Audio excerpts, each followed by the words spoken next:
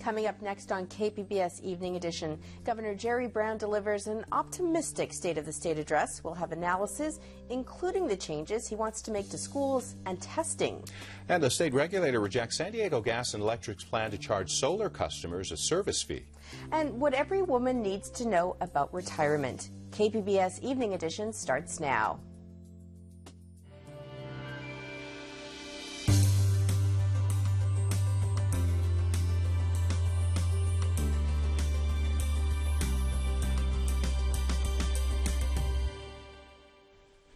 Hello, thanks for joining us. I'm Joan. And I'm Dwayne Brown. Murder and felony assault charges have been filed against a 10-year-old boy accused of stabbing his 12-year-old friend to death this week. Prosecutors say the boy stabbed Ryan Carter in the driveway of his home in El Cajon on Monday. The 10-year-old is not being identified. He will appear in juvenile court tomorrow. Police have said the boy was being treated for anger issues. Today, California regulators turned off the lights on San Diego Gas and Electric's controversial proposal for an access fee for solar energy users. The State Public Utilities Commission says the idea shouldn't be part of the utility's billion-dollar-plus rate hike request. KPBS business reporter Eric Anderson says the proposed fee was the focus of a protest today at a dedication ceremony in Kearny Mesa.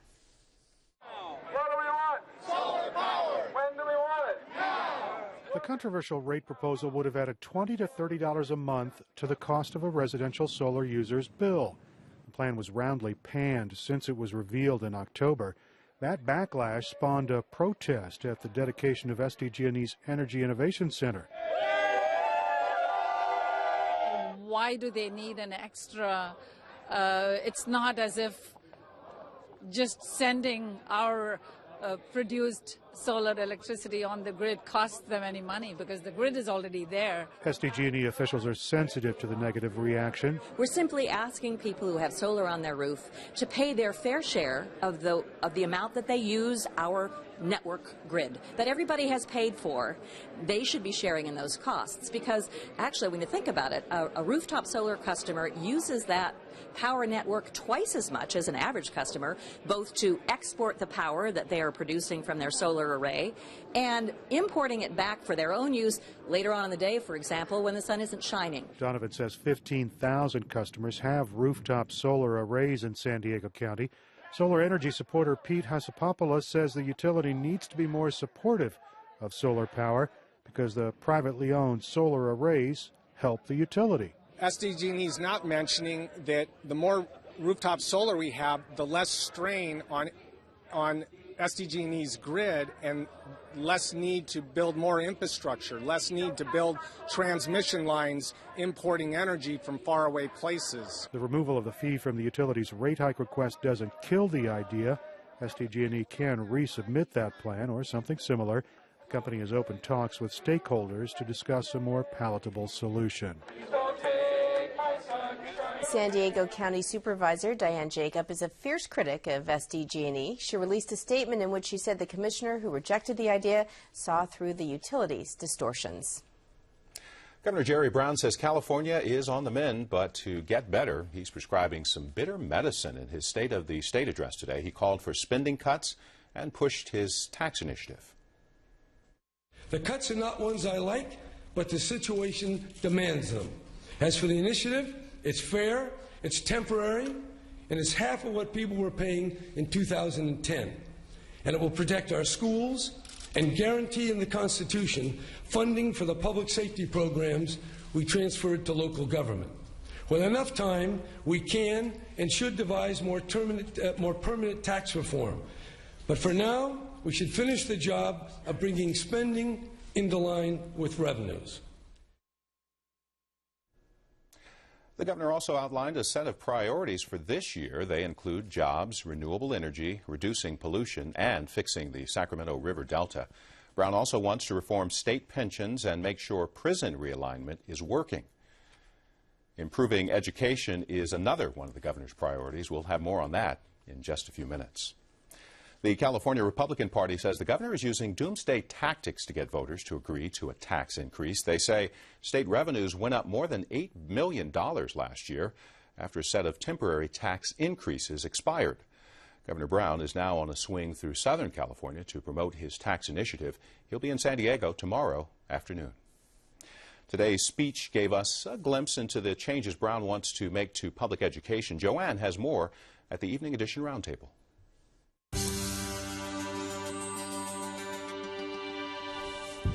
Governor Jerry Brown thinks kids in school take too many tests. That sentiment might have stolen the show in his State of the State address this morning. Here's a clip. What most needs to be avoided is concentrating more and more decision-making at the federal or state level. I believe it's time to reduce the number of tests and get the results to teachers, principals, and superintendents in weeks, not months. Joining me to break down what the governor said about education and what it means is Julian Betts, economics professor at the University of California, San Diego. He is also a research affiliate of the Center on Reinventing Public Education. Julian, thanks for being here. It's good to be here again. So before we get to the issue of testing, I want to go over some of the governor's comments and sort of break it down. Let's start with funding. He wants to replace categorical programs with the new formula that provides a basic level of funding with additional money for disadvantaged students and those struggling to learn English. So, Julian, what does that mean? Quite a mouthful. I think it's the most important part of his speech when it comes to education, actually. There is a hodgepodge of categorical programs in the state for K-12, and it basically takes a lot of effort on the part of districts to make sure they're doing the right things to get this pot of money and the right things to get that pot of money. And so really what he's calling for is putting all those pots of money together. We've already started along that road. About 3 years ago, a number of these categorical programs have been coalesced into one sort of flexible pot of money. And I think it's a good idea, especially in times when money is tight. So he's basically saying, give districts the right to say, here's where we really need to be spending that marginal, that extra dollar. So more local control, district control over the money. Yes. So I want to go on to tests now. He says, I believe it is time to reduce the number of tests and get the results to teachers, principals, and superintendents in weeks, not months. Now, first of all, can he do this? Isn't there a federal mandate, No Child Left Behind, that says you have to test students? Right. Under No Child Left Behind, you have to test students in grades 3 through 8 in math and English language arts. There are occasional, in some grades, tests in other subjects such as science as well. So he doesn't have a lot of leeway to reduce the number of tests unless No Child Left Behind goes away. And we've been waiting for No Child Left Behind to be renewed, and we're not sure when that's going to happen. But it's law of the land right now. If you want federal money, you need to do this.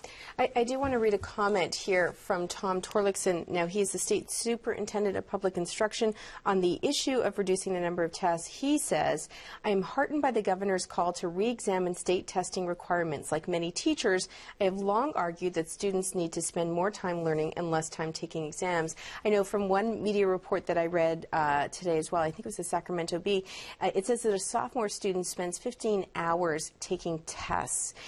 Is this too long? Is it time wasted? Grade 10 is tough because you've got the California high school exit exam along with the California standards test. I could see the case for shortening some of the tests a little bit. I think we still learn a lot from that, so I think that would help. But I think there's a keen public interest and indeed a right of the public to know how various schools are doing. I think that the whole testing system has shed light on some really big disparities across schools and also within schools across different groups. And that's really important for us to know about and to act on. I know part of what you study is sort of the economics of education from a financial point of view, testing. Does it cost a lot of money? The state estimates that adding one short test would cost about $7.50 per student. So what we spend on testing in the state is a tiny fraction, probably of 1% of total funding per pupil. So it's not really going to save much money to do away with testing, even if the governor could. Although you would have that 15 hours, you could argue that you get some of those hours back in instruction time. And what you hear from teachers constantly is not just the hours spent in testing, but they feel they need to spend a lot of time on test preparation. If you've got a good test, then test preparation is great. But beyond a point, there are diminishing returns to that. And teachers, I think especially in the upper grades, are just itching to teach things that aren't taught on the test, more advanced skills. So that says something about the quality of the current tests and whether we can enrich them in terms of more complex types of thinking. I know he also wants to make sure that we get these test results sooner, and we spoke about that earlier, that in fact they're moving towards that computerizing these results. That's right. He seemed to put the two together. We need fewer tests and we need to get them more quickly. We get the tests very late in the current system. It's not because we have so many tests, it's because of the way that this system is currently set up. California has joined a multi-state consortium called the Smarter Balanced Assessment Consortium, which will develop computerized tests in the next, I think, 4 years. And that's really going to be a breakthrough because, in theory, teachers should be able to get the results in days or hours.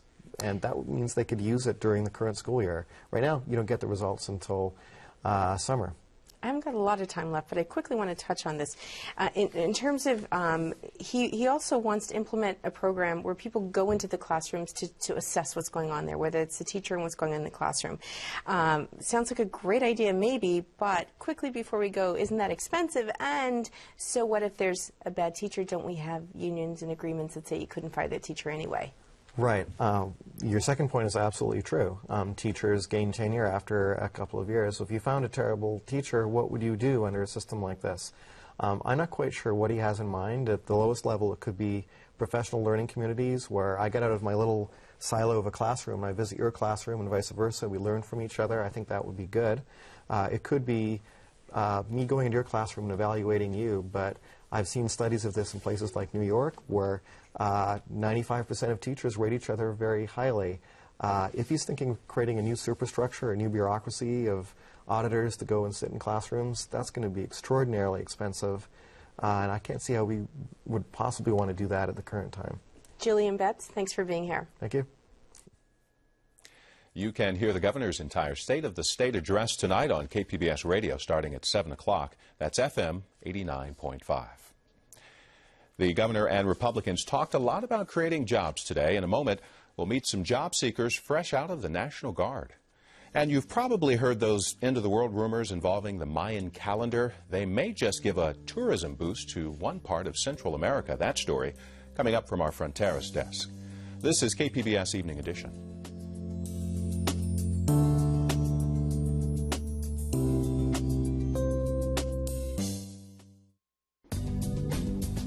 Tonight on KPBS, at 8, Broken Tail was the most charismatic tiger cub ever seen. Then he broke free. See the story of how his freedom came to a tragic end on Nature. Then at 9, the untold story of the Allied air photo intelligence that played a vital role in defeating Hitler on Nova. And at 10, experts dissect a 45-foot whale on Inside Nature's Giants. That's tonight on KPBS. I'm Judy Woodruff. On the next NewsHour. Private equity firms, do they help or hurt the economy? That's Wednesday on the PBS NewsHour.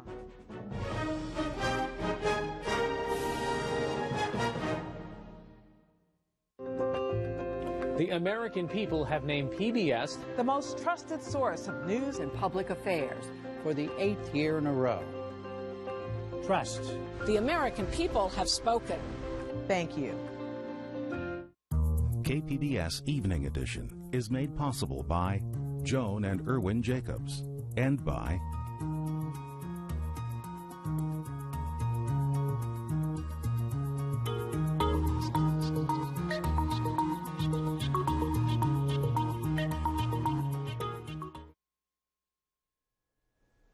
Since 2006, there have been 3 deployments of California National Guard troops along the U.S.-Mexico border.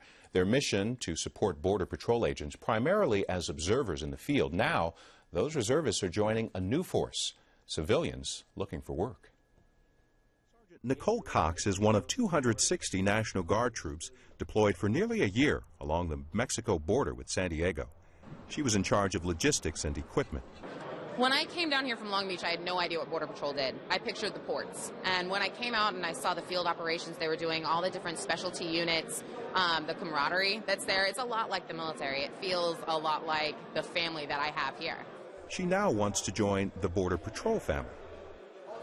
As you can see, this event is different from any other job fair. It's tailored to fit the needs of each and every guardsman. Unemployment is a big challenge for these troops who were given 2 months' notice their border mission would end in February. Today, they were introduced to job and training resources available through the Hero to Hired website.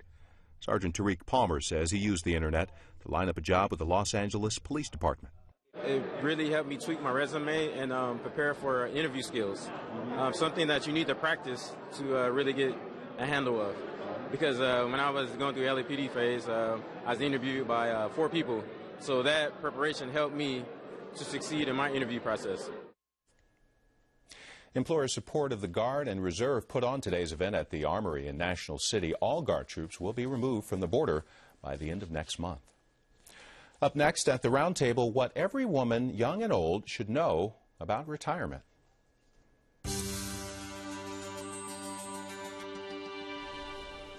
Women may live longer than men, but when it comes to saving for retirement, we are behind the curve.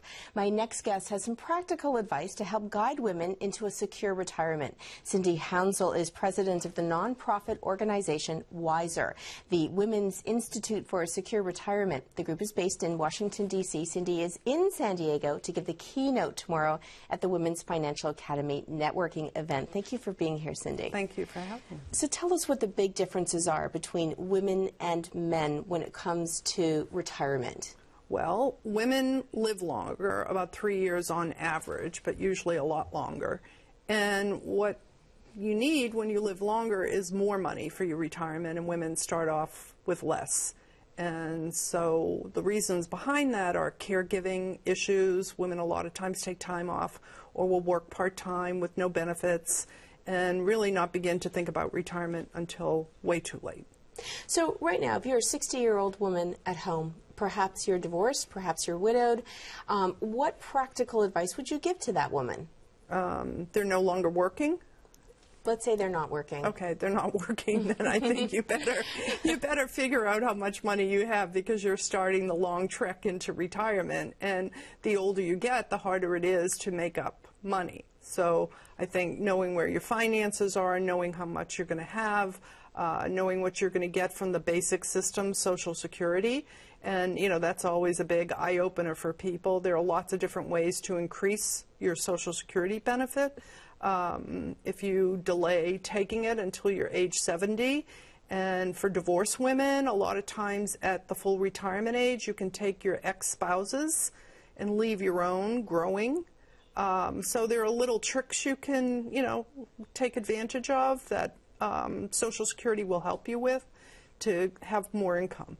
Do you find that sometimes when women do find themselves alone, let's say they are widowed or divorced, my mom was widowed at 47 with 4 kids, obviously never expected that. Do you find that they're taken by surprise and they don't have a plan?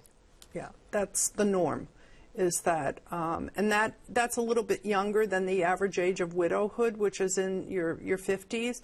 But people never really plan on it, and that's, most people don't. You don't talk to people who say to women, my husband and I have worked it all out. It's very rare that happens, that people have the conversation. So you brought a list with you of 5 common mistakes that women make. We want to show it to our audience and go through them right now. One of them, not getting involved in managing the family's finances. Right. Well, the issue with that is a lot of times women pay the bills, but they have no idea where the 401k is, where the pension is, where the savings are, how it's invested, and then if an event happens like happened to your mom, that's when they're learning all of these things and trying to find the documents, and not a good way to enter a really, stressful period of your life. The second one we had up there is debt. Obviously, we know that debt is not a good thing. The third one I thought was really interesting because again, firsthand witnessing a lot of this, and I think a lot of the women at home are doing this, spending money you don't have on the kids and grandkids. Right. That is just an epidemic.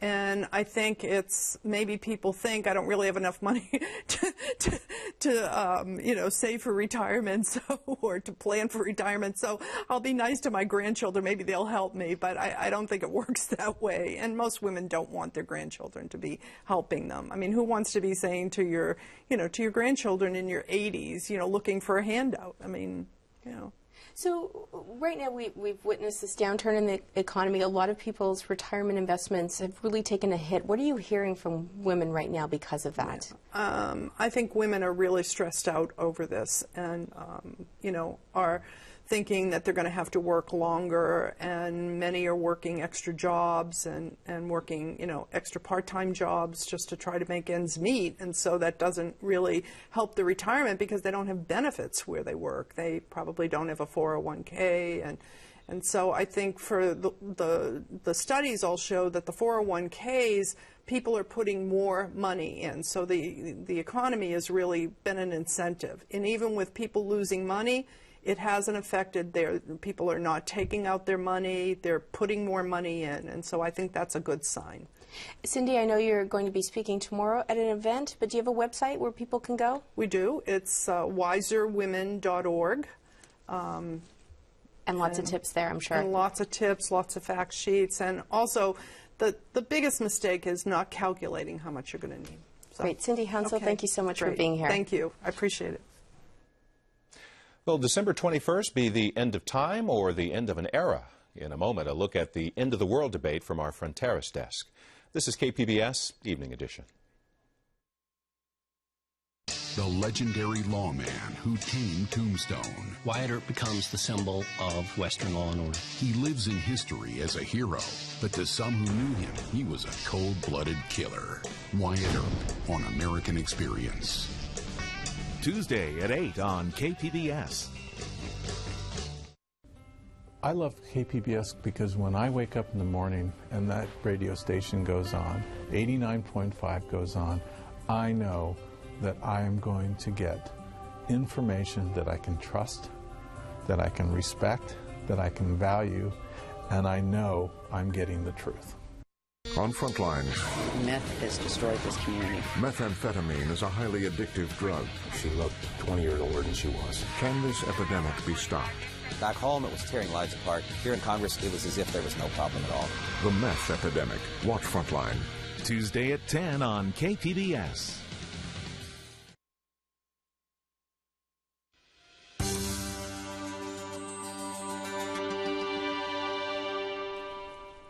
If you're the type who panicked on the cusp of Y2K or said your goodbyes last fall when a certain Northern California minister predicted the rapture, you might want to pay attention to this next segment. According to some interpretations of the Mayan calendar, civilization as we know it has about 11 months left. Our Fronteras desk reporter Jill Replogal was in Guatemala recently and she checked out the rumors. Jill, thanks for being here.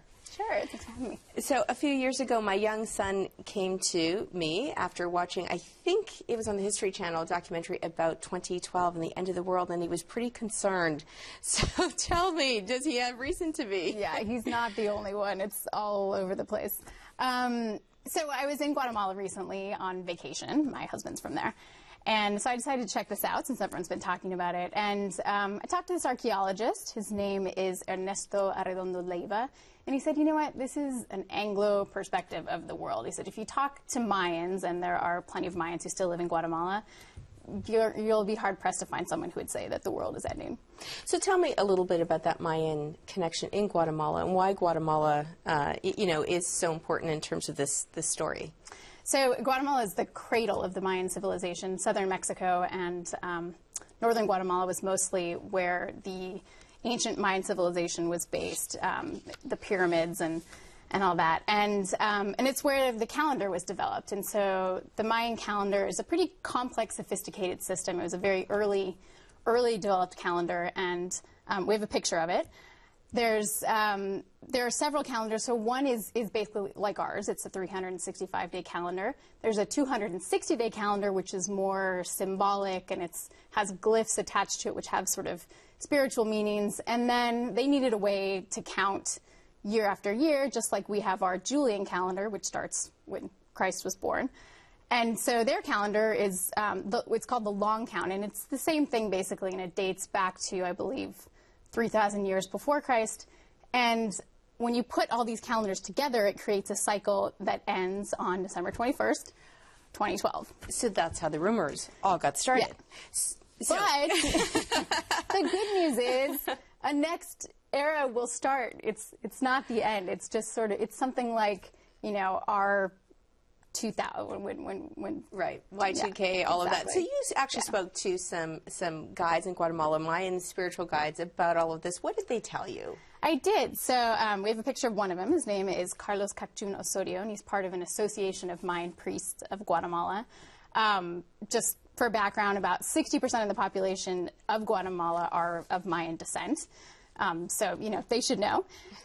This man, he performs ceremonies for people individually and also as groups. And, you know, he was sort of very anticlimactic about the whole thing. You know, it will be celebrated as an important event. It's you know, it's interesting that it's happening in our generation because it only happens every 5,125 years approximately. But that's sort of where it ends. Do they expect a lot of tourists, though? They are hoping for a lot of tourists, yeah. And, you know, if you go online, you can find tours that go to different Mayan sites. The government of Guatemala is planning to have a bunch of celebrations at different archaeological ruins that day, ceremonies, and they have events going throughout the year, and they've been really trying to promote this as a way to get tourists to come and learn more about Mayan culture. And if people want to see some of those photos close up, then go to our website, kpbs.org. Jill, thank you so much for clearing that up for us. Jill Reflogo, thank you so much. Thanks.